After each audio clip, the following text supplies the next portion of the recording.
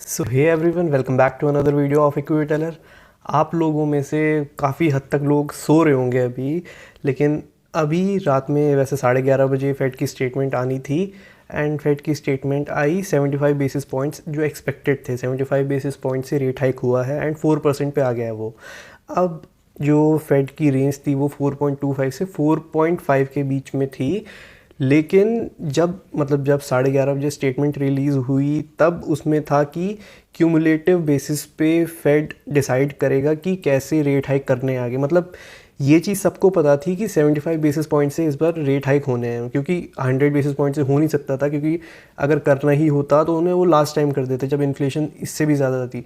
तो वो 75 basis points का ही जो एक्सपेक्टेशन थी मार्केट की थी, इसलिए वो कोई सरप्राइज़ नहीं था, उसका कोई इफेक्ट नहीं था। अब आने वाले टाइम के लिए मार्केट आज रिएक्ट करने वाला था कि आने वाले टाइम के लिए फेड की मिस्टर पॉवेल की कमेंट्री कैसी होगी। तो फेड की स्टेटमेंट में जब ये क्यूमुलेटिव बेसिस पे आया तो मार्केट अचानक से जंप हुआ कि हाँ, थोड़ी सी लूजनिंग हो सकती है अभी मार्केट में, अब उतने एग्रेसिव रेट हाइक नहीं होंगे। तो 11:30 बजे जब स्टेटमेंट आई तब मार्केट अचानक से 300 साढ़े 300 पॉइंट बढ़ा। डाउ जोन्स में अचानक से बहुत बढ़त आई, शेयर्स काफ़ी भागे। लेकिन फिर मिस्टर पॉवेल की जब 12 बजे प्रेस कॉन्फ्रेंस हुई एंड उसमें उनका जो टोन थी वो टोन पूरी चेंज थी।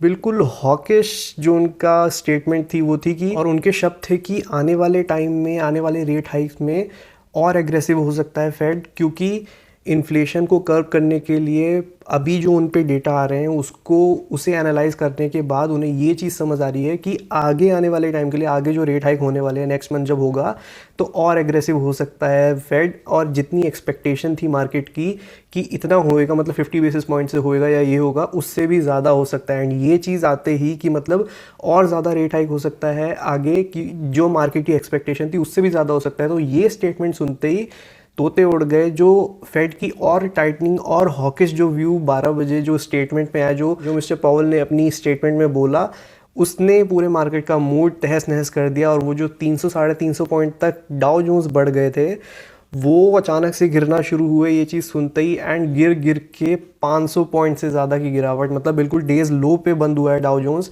एंड नैस्डैक की बात करें तो नैस्डैक भी प्लस में आ गया था, अच्छा खासा 1% के आसपास। 3.25% से ज़्यादा, 3% से ज़्यादा गिरा है। And Amazon, Facebook, Apple, Google, Tesla 4-5% गिरे। एंड अमेजॉन अपने 2020 के लो पे आ गया। जो कोविड में इतना लोग सोचते थे कि ये कोविड आ गया इसलिए इतनी मार आई एंड शेयर में इतने आधे आधे हो गए, उसके भी लोस पे अमेजॉन का शेयर, अमेजॉन जैसे दिग्गज कंपनी आ चुकी है। क्योंकि अर्निंग्स में आप इतने वीडियोस से मैं आपको क्यों बता रहा था कि बढ़ती मार्केट में भी मैं लगभग रोज एक ही वीडियो बना रहा था कि कॉशियस रहना, क्योंकि आने वाला टाइम बहुत अनसर्टेन है। एंड आज का स्पेशली दिन काफ़ी ज़्यादा चीज़ डिसाइड करने वाला था। एंड इतने हाईज पे मार्केट, एंड थोड़ी सी भी कोई सी भी स्टेटमेंट इधर उधर आनी जो आज होना था, यही मुझे डर था, इसीलिए मैं इतनी लगातार वीडियो बना रहा था।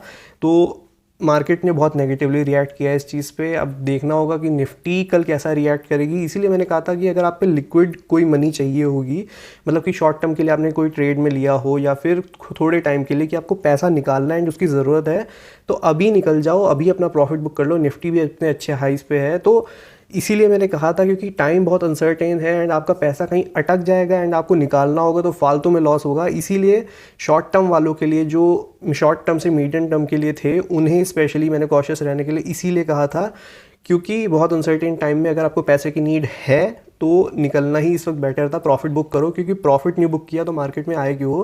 बाकी लॉन्ग टर्म के लिए तो ये सब गिरावटें खरीदने के मौके होंगे। बाकी कल एमपीसी की बैठक भी है, तो ये देखना होगा कि कैसे क्या शक्तिकांत दास का स्टैंस होगा। तो वैसे स्पेशल मीट है कल, तो देखना होगा कि मार्केट किस हिसाब से क्या रिएक्ट करेगा। तो काफ़ी अभी ग्लोबली हर चीज़ अनसर्टेन चल रही है, तो संभल के रहना। एंड तो बस यही चीज़ थी, इसी चीज़ का इंतज़ार था कि जब आएगी तो मैं आपको वीडियो बना के नोटिफाई कर दूंगा कि क्या हुआ, कैसे हुआ। तो मार्केट्स के फ़िलहाल तो बहुत बुरे हाल हैं ये सब सुन के। तो आई होप ये वीडियो आपको पसंद आई हो, थोड़ी इन्फॉर्मेटिव लगी हो, तो वीडियो को लाइक ज़रूर करना। एंड चैनल पे नए हो, सब्सक्राइब ना किया हो तो गो एंड सब्सक्राइब चैनल। तो मिलते हैं कल एक और वीडियो में ऐसी ही। टिल देन शब खैर, बाय बाय।